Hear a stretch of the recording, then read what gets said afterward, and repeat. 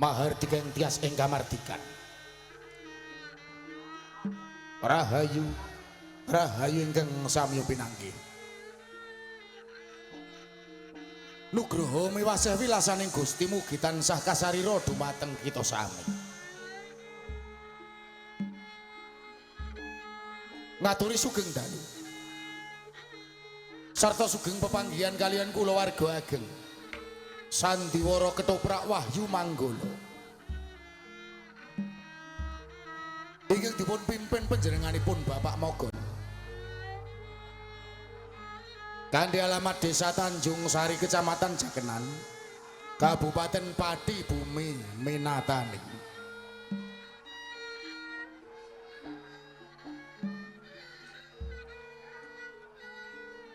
Sasampunipun panjenengan sami kasugata tari gambyong minangka purwakaning pagelaran ing dalu punika.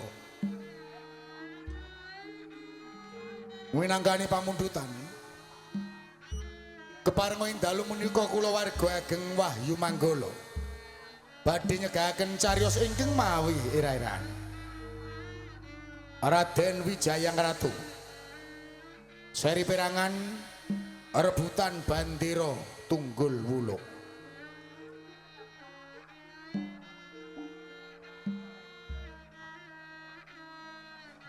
Dewan Sutradara katindakan Roko Mas Aji Soko, Asisten Sutradara katindakan Adimas Eko Pranoto, Dalang Sarto Pendapuk katindakan Roko Mas Anom Suharyanto,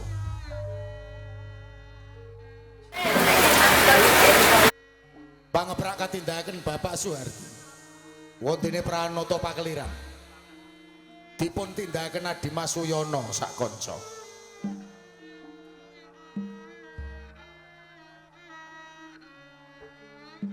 Tata dekorasi katindakan Bopo Sunardi, ingkang dipun biyantu anak Mas Samuel Sutarto.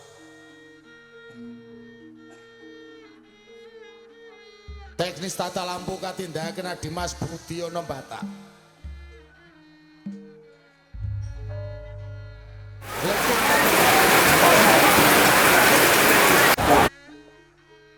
Wontene Pangrengga Busana dipun tindakaken Adimas Agus Wijanarko.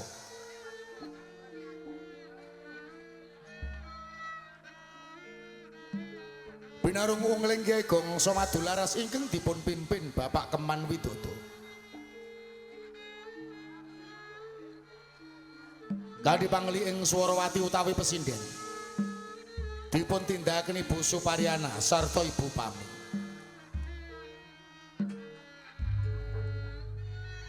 Pranoto gending katindakaken Adimas Hadi Prayitno. Wondene Wiraswara katindakan Bapak Miranda soho Adimas Bagus Edi Mahesa.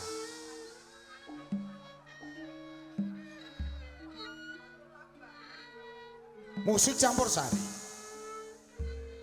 dipun tindakaken Dimas Ari Semprul, Roko Mas Edi Watono sarta Dimas Udin Galdowo. Pagelaran Sandiwara Ketoprak Wahyu Manggala dipun sengkuyung WM Audio inggih dipun pangarsani Roko Mas Gentong Kawa.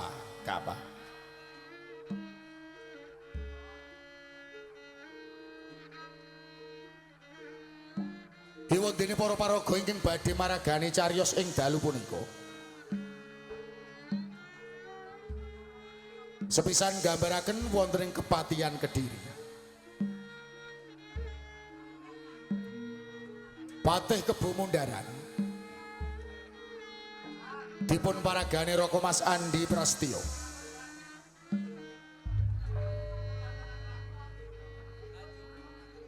Woro Kesti katindakaken Mas Menik Widyawati.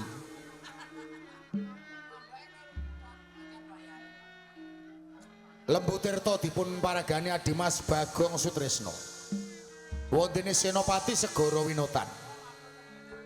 Kaparagani Dimas Abi Rojali.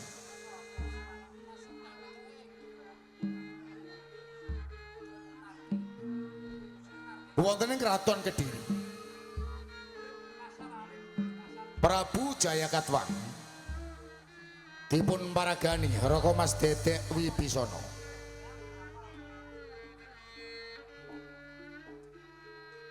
Dewi Trubali katindakaken Mbak Ayu Sri Poncowati. Pangeran Ardaraja dipun paragani Dimas Eko Pranoto. Dewontene para prajurit karamekaken para seniman Bagus Wahyu Manggala.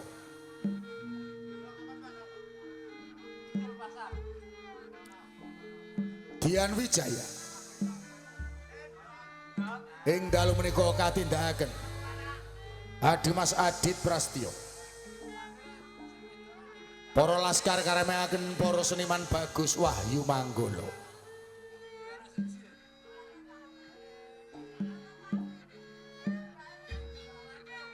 Salajengipun gambaraken wonten ing kabuyutan Kudadu. Ki Buyut Kudadu. Kaparagani Roko Mas Judek Prakoso. Roro Anggit katindakaken Mas Diah Maharani.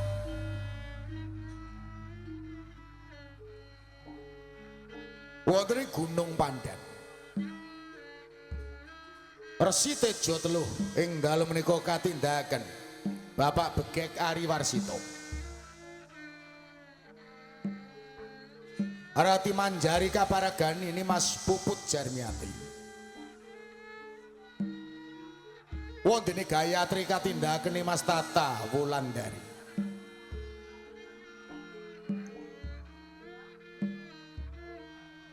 Salajengipun wonten ing Kadipaten Sumenep. Adipati Arya Wiraraja kaparagani Roko Mas Anom Suharyanto. Adikara katindakaken Roko Mas Aji Soko. Wondene Nambi kaparagani Dimas Sabar Sugianto. Arepat utawi dagelan ingkang badhe nglipur manah panjenengan sami. Dipun tindakaken dening Cak Sendor, Cak Sariman, Dimas Rokim sarta Bapak Mogol. Mban katindakaken siji Arum Sumplak.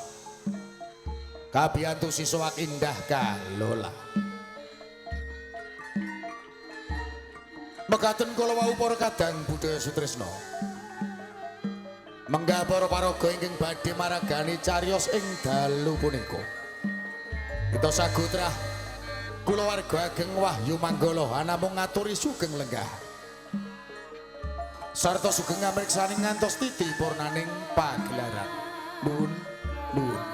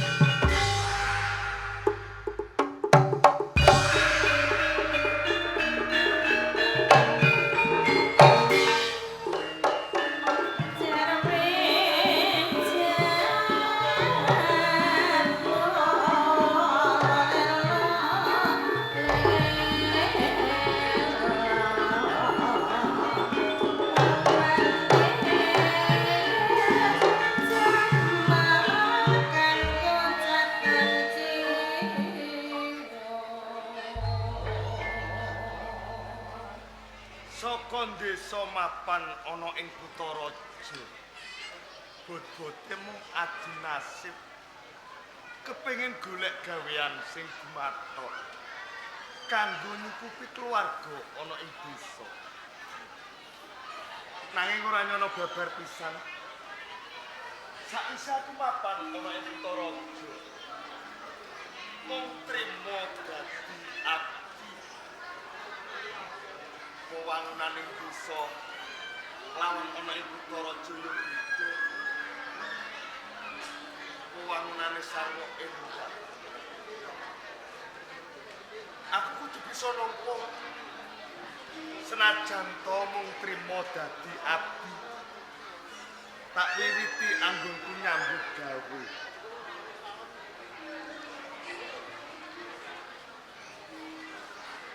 Uripku tansah rekoso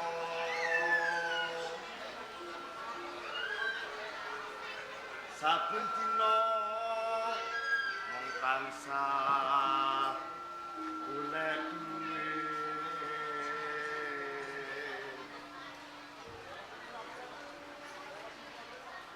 Ora mikir siang telu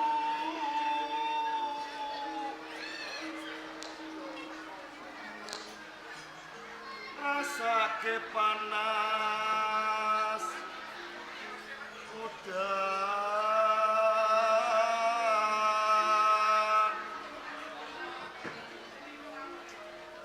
ninggal omah wiwit sore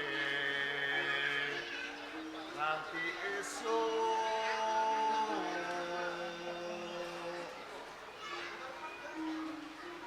mikirake keluarga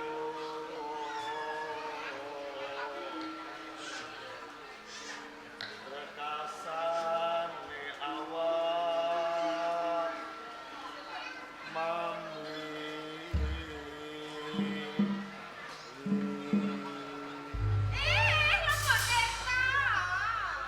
panjenengan Ndara. Waduh. Panapunten ingkang kathah kula mboten mangertosi. Ya kok malah arep kok sulaki. Saka rumangsamu ngono aku patung ngono apa piye? Kula kinten panjenengan nggih dereng rawuh wonten ing Taman Sari Ndara. Ayo. Ini rada cedhak lho Mboten. Teng mriki mawon Sing perintah aku lho ya. monggo dipun taliti langkung rumiyin. Menawi anggen kula nyambut damel tasih wonten kekiranganipun, paring dawuh dumateng ingkang abdi kusumaning ayu. Pancen sakwise taman tak taliti. Kembang-kembang kaya ora ono sing alung. Anggonku resik-resik uga wis katon, resik banget. Teges ngono, pakaryaku wis nemoni karampungan. Matur suwun sanget. Sedaya kala wau panjenengan ingkang nggolo wentah dumateng kula. Lembu Tirta. Paring dawuh Kene kusumaning coba rada cedhak. Dimen anggone sambet jagung ki rada kepenak. Ini mboten kuwalat. ora. Abdi sing bendoro sing perintah, abdi kudu tansah kestokake. Nanging panjenengan sampun paring dawuh mbok bilih wonten ing Taman Sari, kewajiban kula sampun rampung. Mila kanthi menika ingkang abdi nyuwun pamit badhe resik-resik wonten ing sakjawinipun Taman Sari. Mengko dhisik to Lembu Tirta. Matur. Nganti aku sumusul kalawan kowe tengane ana wijanti sing arep tak blakake. Napa kula niki gadah kaluputan? Ora. Ajeng. Aku arep takon. Nggih. Apa sekirane kowe iki kerasan dadi abdi kepatihan kene? Kerasan Ndara. Kerasan tenan. Estu Lah udakara wis ana pirang taun Lembu Tirta? nggih enten sekawan taun 4 tahun. Nggih. Yen ngono tak wis sawetara suwe. sawetawis dangu. Naik saka panyawangku sak perungku. Kowe kok ora tau bali ning desa. Apa ya ora kangen ngono karo anak bojomu? anak bojo. Iya. Bojo mawon kula niki dereng gadah. Napa malih anak kula niki tesih Joko Kusumaning Ayu. Isih Joko. Nggih. Tenan orang ngapusi isih Joko. Menawi kula matur dorong nggih. Tartamtu badhe pikantuk pidono. Isi aku percaya kok Lembu Tirta yen kowe kuwi wong desa ora nate gono. Ngaten. Yen pancen kowe isih Joko, kan doyo-doyo rasane atiku aku pengen abdi bloko. Kae mengko yen aku wis bloko, Joko guru ya Lembu Tirta. Anggen mboten wani. Kula kok guyu kalih bendarane niki pripun? Ini lho ya. Nggih. Saben-saben kowe resik-resik ana ing taman, ngelap-ngelapi kae kursi, meja. Mripatku tansah tak lirikke, tak tujukke kalawan kowe. Tak make lho, nom-noman kok bagus ra karuan. Endane bejo-bejane wong wadon, lamun to sirah dengan kalawan kowe. Kae jebul Lembu Tirta. Kados pundi, Ndoro? Rasa sing tak batin, tak simpen kuwi saiki pengen tak blakake. Cetane ning kene aku tresno kalawan kowe lho, Dek.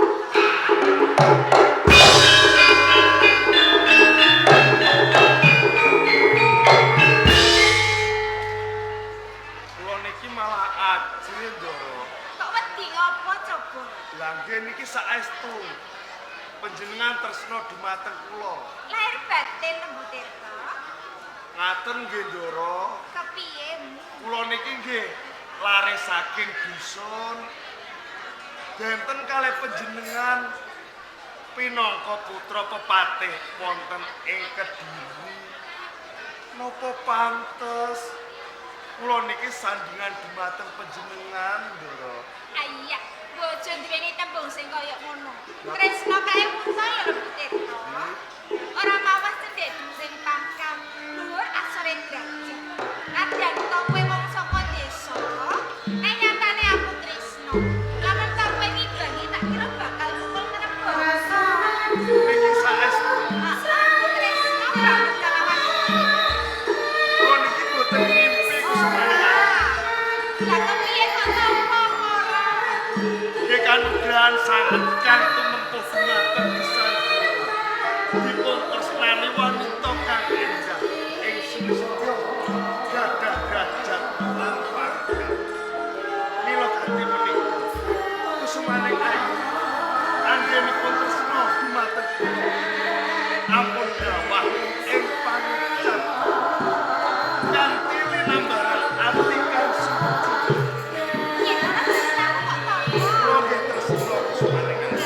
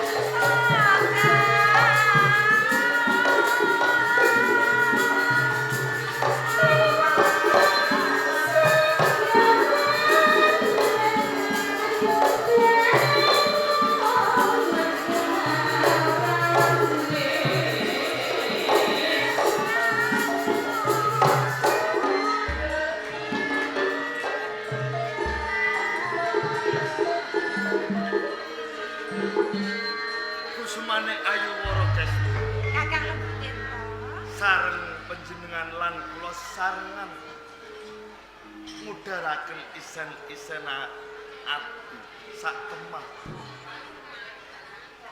Wit-witan ana ing Taman Sari padha isin. Duweke rumangsa iri lan meri. Namun kowe sandang lawan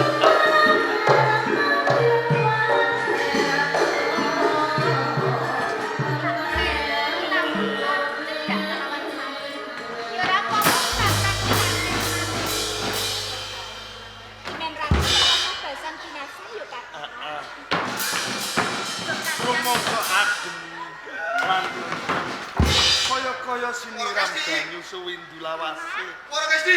Yen ngono ya padha karo Ora Gusti. Yen sliramu kok rasake piye? Iki tenae aku. lho Paman Segara Winata Lha Paman Segara Winata. Lu modra kodhok ngalor kidul ngetan wong becak kodhok ora dipayu babar pisan. kula mboten ngertos Ora ngerti apa itu ora ngerti. Stu mboten ngertos Paman Ora ngerti tenan. mboten Ngene, kenapa ora usah cedak-cedak. Gedibal 17 kae. Aki mboten napa-napa Ora Gusti. ku jaluk dirangkul kakek ngawane Mateni.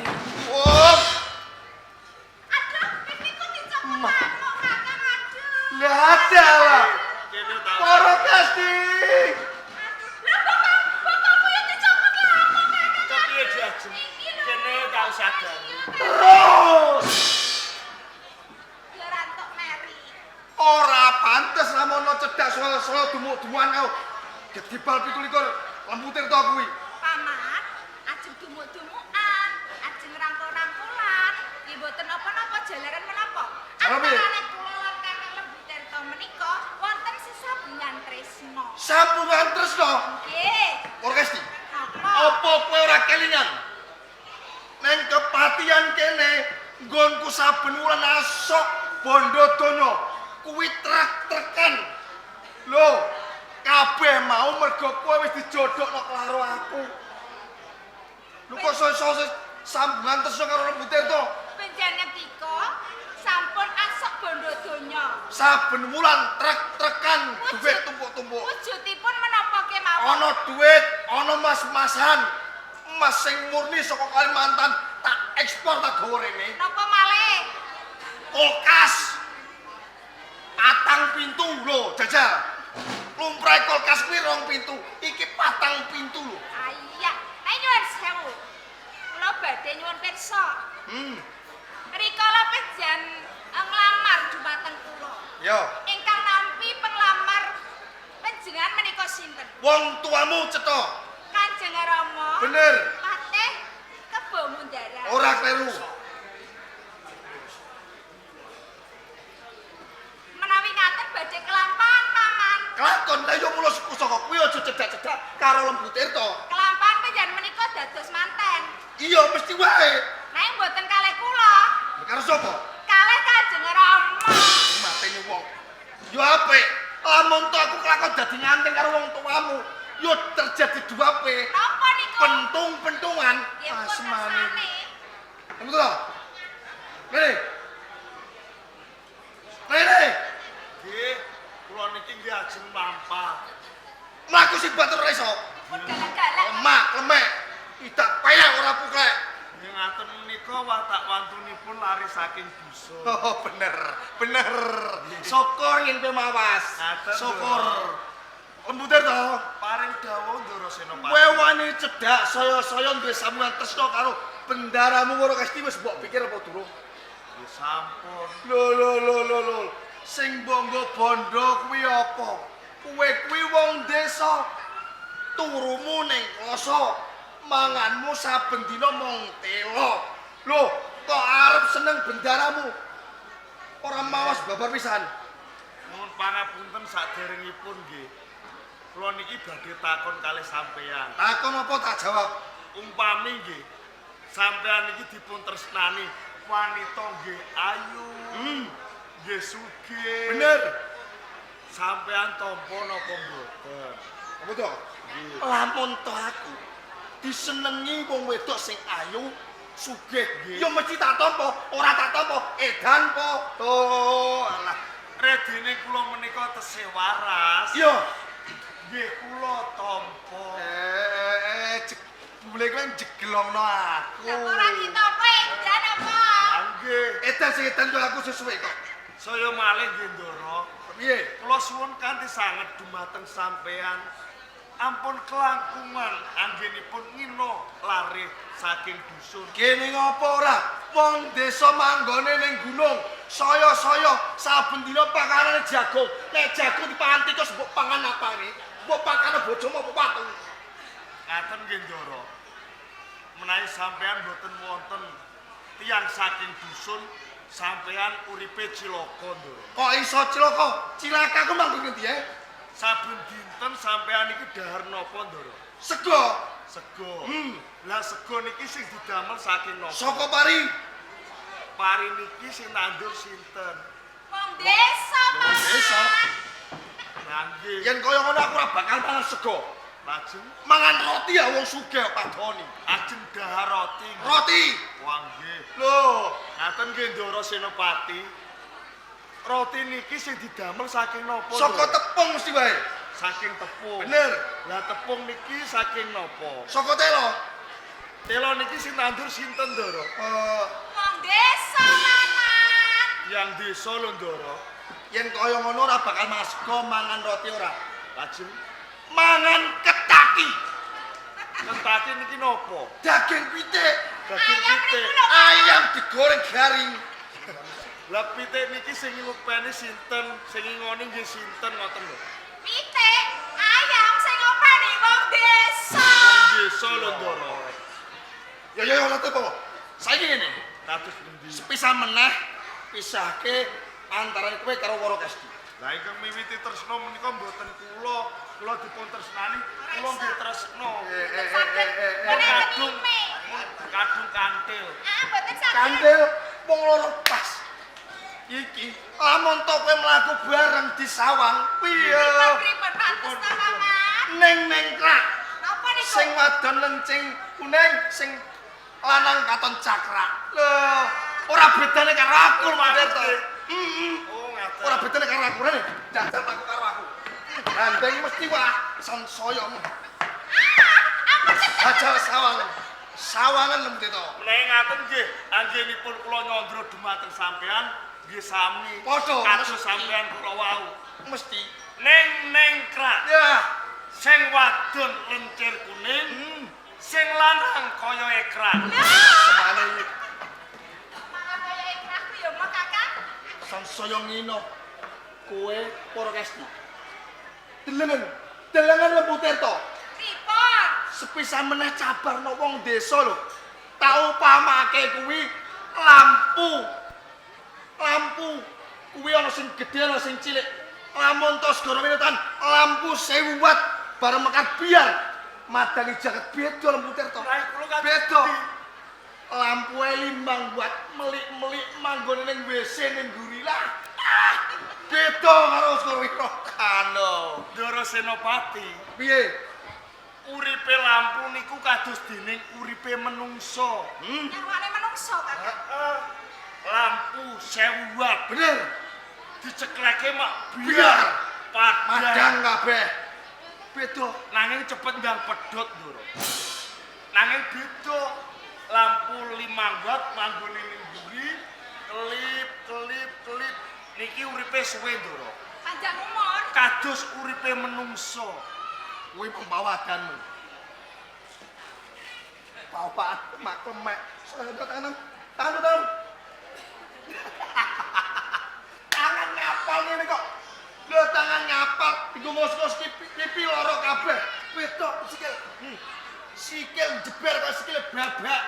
Lho, ora ana pentingan beber pisan. Lah sikile sampean. Sikilku ya HP. Cobi. Walah nggih halus are. Beda karo sikile Buterto. Sikile kula kados napa, Ndara? Jeber kaya sikile bebek to mentok.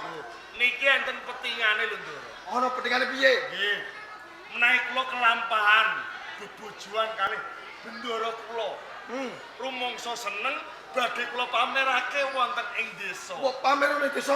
Mongko nggih, desa niku dalane nggih munggah, nggih medhun. Bener. Ing mangsa rendeng, Ngono ngoten piye? mangsa udan, dalane niki lunyu. Lentong. Nah, delala kula niki mlampas sarengan Dur. Mlaku Mlampas sarengan sret, sret, sret. plet Niki bojo kula kepleset sret. sret Nah. tiba. Boten Ora tiba. kula jagang ngedang, Jagang. niki sret. Ngeten. Paman sadar, sepatu kula paman. Kanggo wong wadon sing tak tresnani ora dadi kaya apa. Tamonto dhuwur sandal. Nggih, monggo. Ya jenenge taket. Eh, Aduh, nggih. iya ya.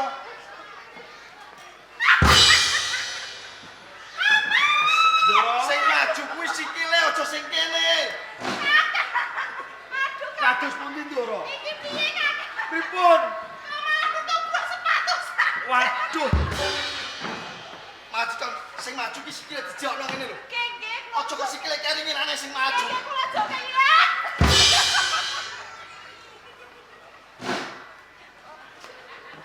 Sampean niku. Pun kula mboten kurang. Wis ora pantes motor pisan. Kowe gelem pisah apa ora ora? Boten. Ora gelem. Boten. Ah, pradulke wong tuamu.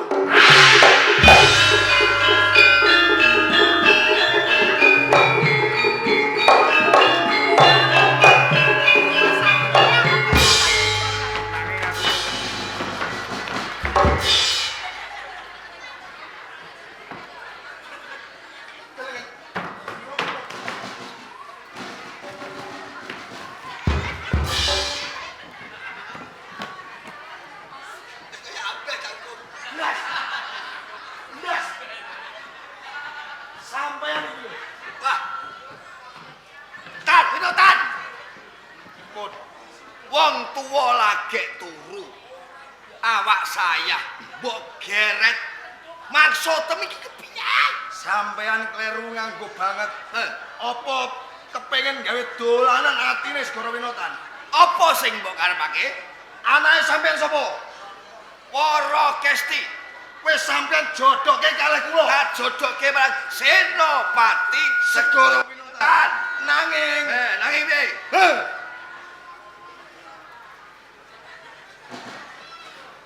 Iya. Wani janggut-janggutan sayang-sayangan karo Lempu Tirta.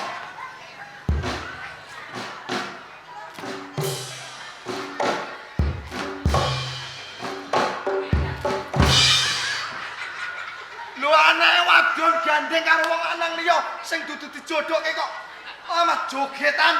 Lah aku terus mbok kon piye? Kudune nesu. Nesu. Nesu. Iya, iya, iya, iya. Ayo. Ti. Para Kasti. Ti. Ti. Ti. Para Kasti.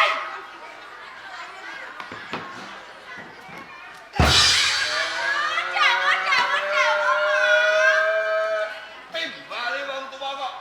Kenapa? Lenuk ae. Kenapa? Kan iki apa?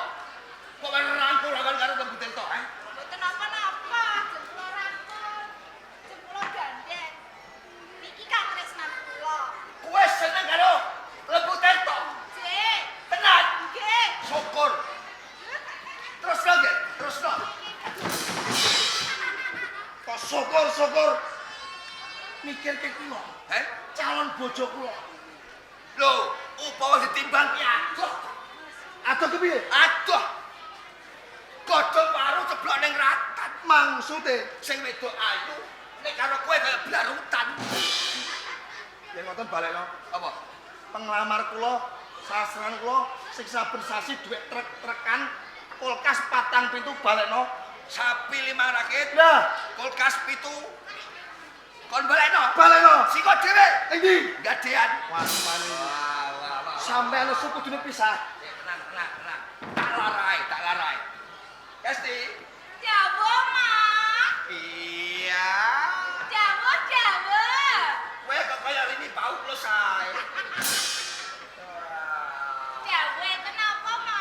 maksud iki piye? Kowe kudune ngerti to, Nduk. Kowe iki wis tak jodhokake karo si Segara Winutan. Lah kok kowe malah seneng karo Lembu Tirta? Heh? Lembu Tirta iki sapa, Buruh? Kedibal 29. Ya. Alamun kowe dadi bojone, arep dipakani apa? Nanging kula menika tresna mo. Mila kula nyuwun lilah panjenengan. Kula nyuwun dhawuh mo. Kowe njaluk rabi Nggih. karo Lembu Tirta. Nggih. Heh? Nggih mo. Tenan? Nggih. Cocok. Pripun? Cocok. Lembu Tirta mboten menyantari. Sik, ngene. Balik. Ngene. Wah, kabeh aku. Nggih. Wah. Tirta, Paring dawuh Gusti Patih. kowe yo seneng karo anakku. Kula nggih tresna. Lahir batin, Lahir tumusin batos. ora kapesan. Mboten. Pek kabeh. Oh nggih.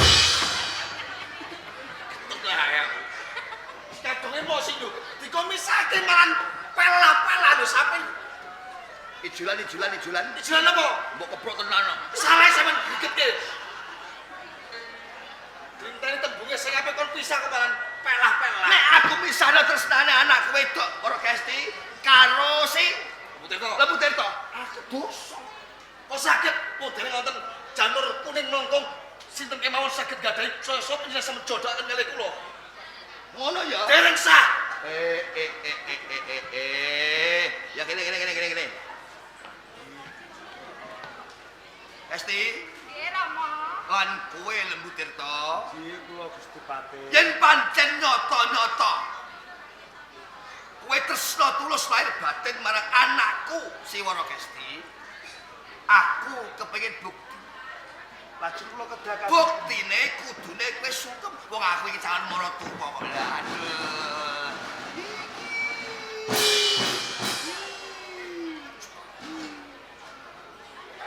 Aku iki ra butuh mantu.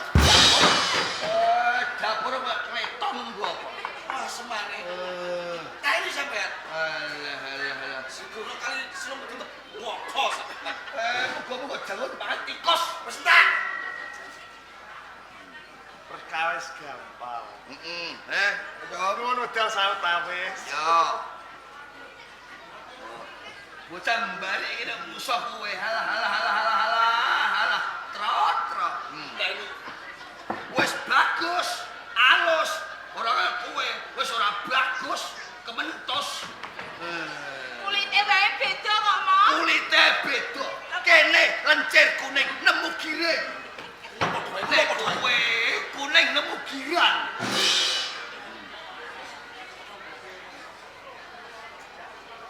Iki urusanku. Nah, gandeng tresno karo anakku Kesti, aku butuh buktine. Anak mantu kudu sungkem karo wong tuwa. Oh, Kepareng matur Gusti Patih Kebu. tak idoni malah. Pripun? Kebone di awan. Dereng kula lajengaken tantos sawetawis. Kepareng matur Gusti Patih Kebu Munggara. Lah ngono ya jas. Lilah panjenengan ingkang kula suwun ing supados kula nempuh talinipun bebrayan dumateng putra dalang. Dilo nyembah. Iya, Lembu Tirta tak pangeston.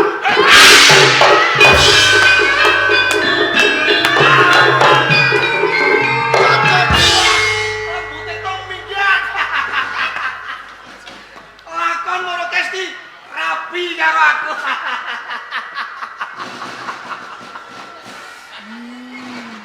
Aduh, paman, paman. Pantesan kok grenjel. Cocok tuangan pas tangan angger celutak. Pas lakon Wara Kesti rabi kalih kula. Jare nyarujui kok malah badhe penyambet jahit to, Mo. Kesti Rama wis kadung nampa. Bondo donya saka Senopati Segara Winutan. Upama kowe besok dadi bojone si Tirta, ki arep dadi apa? derajat wis ora timbang. Lho, bobot, bibit kudu dipetong sing mateng aja gasro. Ngaten. Yo. Nggih. Tapi kula pikir kok leres daya banget digo panjenengan. Lho duwe bojo kok lebu Tirta. Arep makane apa? Saka desa. Desa. Pakane apa? Lah. Benten menawi dados garwanipun paman Segara Winotan lho, kowe roh donane Segara Winotan. Panter ijo. Lakon tambang Kalimantan tak tebas, kowe malu aku dadi bos tambang niku. Nggih, kula mentados. Oh, percaya kudune. Lakon jauh karo aku. Renza, Kenapa? nyedak karo aku. Lah aja nyuwun apa? Saka rumaksamu kowe ambung-ambungan karo lembutir tak ora pengen. Lho, Pengen apa? pengen kok ambung. Nyuwun kula abot. Ya mesti wae to. Ampun Rama. Bondo tono wis tak sok ambung ae urung entuk. Kakak Mary. Ya mesti Nggih. calon bojo rek. Kula purun ngambung panjenengan. Ning ngoten syarate. Syaratnya apa pecayu? Panjenengan kedah merem. Ngono, ora apa-apa sementing diambung. Cocok. Nggih. Sampeyan lah apa? Ndak pilih. Ora wong nom ambung-ambungan kok didelok ora disin babar pisan. Ojo ngono. Ojo ngono. Mojok. Iki 8 plus ke atas. Sampai rasa melu-melu. Merone. Ning aja jabas ngene selamat to ya. Stop, madhep lo. Wong tuamu wis ora ngerti saiki ndang diambung. Lah izin paman. Tak atem sandang pisan malahan. Nggih, iki paman. Kula hitungi nggih. Setunggal, kalih, 3.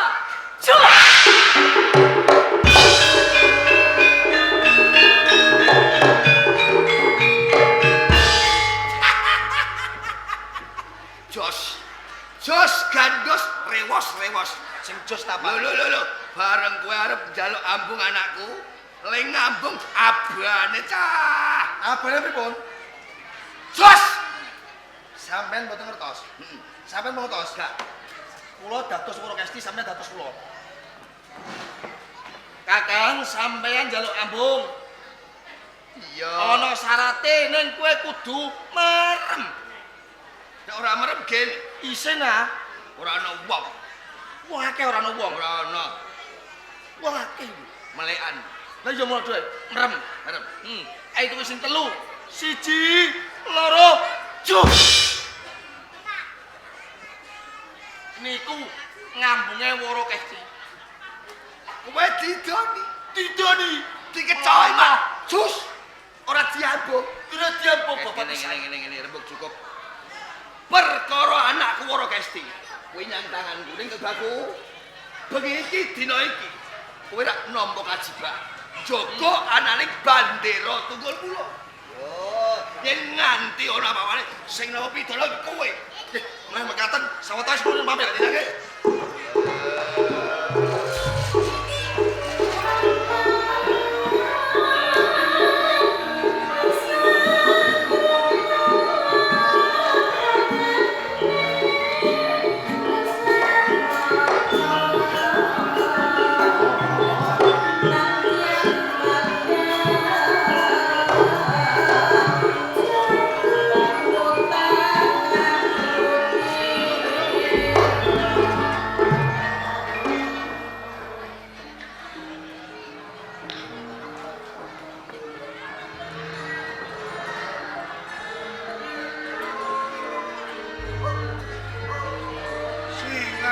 Sari wis rubuh.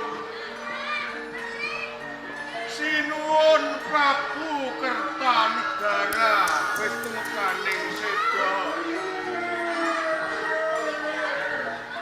Sakwise Singasari rubuh, punjering tatanan diboyong ana ing kraton Kediri. Kalbu bentua agung ngambang kajayan ing Singasari, pengaran bandera tunggul kula.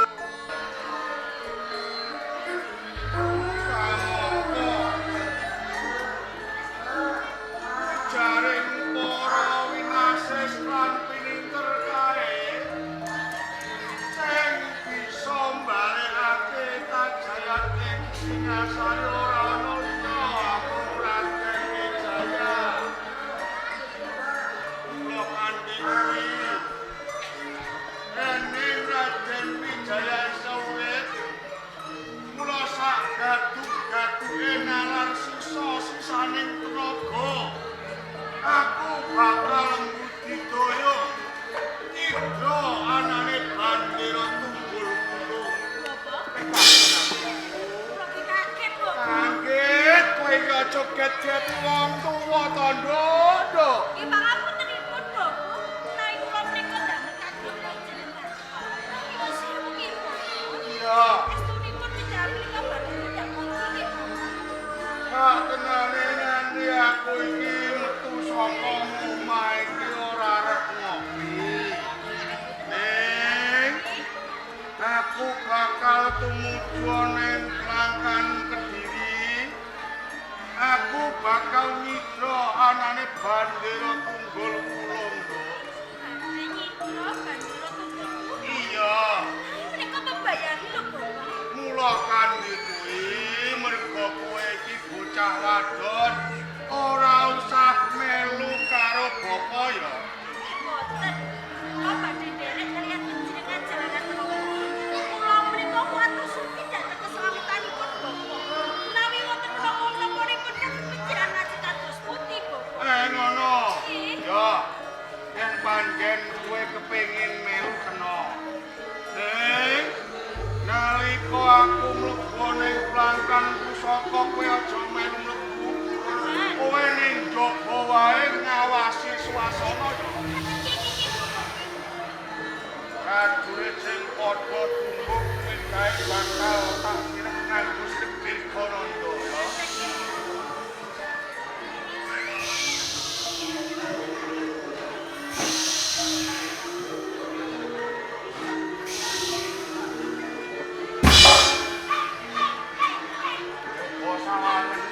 Nggih.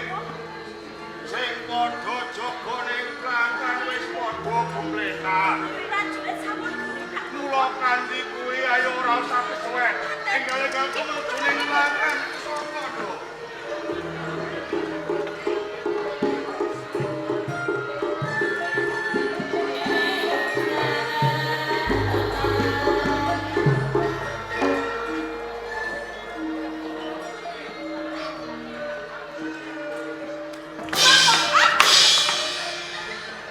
Belum.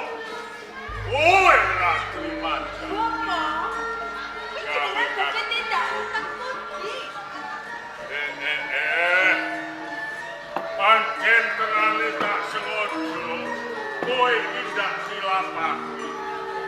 Gonku medhun saka iki keluarga. Ning ujug bakal tumuju ning kraton Kediri. Jalaran opo? Iwet grubuin kraton Singasari. Iki dituwah ing Singasari Bandera Tunggul. Iki kaboyong ing Kediri. Panonton sing akeh sisa-sisaning laskar. Saka ing kraton Singasari sing kepengin merekake Bandera Tunggul. Saya ngaten panjenengan kepengin nyidra kawontenanipun Bandera Tunggul. Pancen sing ujug bakal ndak slametan.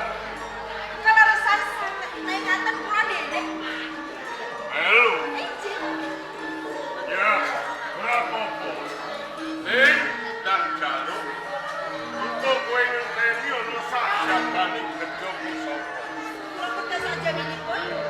Yen luko aku ono apa-apa, kowe gak bisa sabiyantu karo aku. Ngaten iki, Bapak. Nggih, Bapak.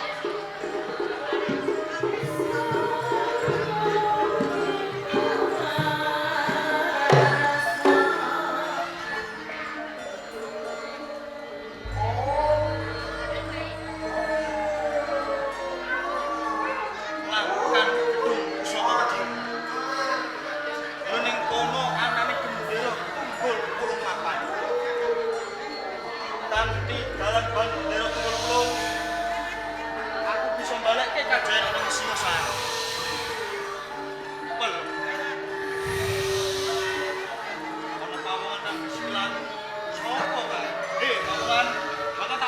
ilang. Ada.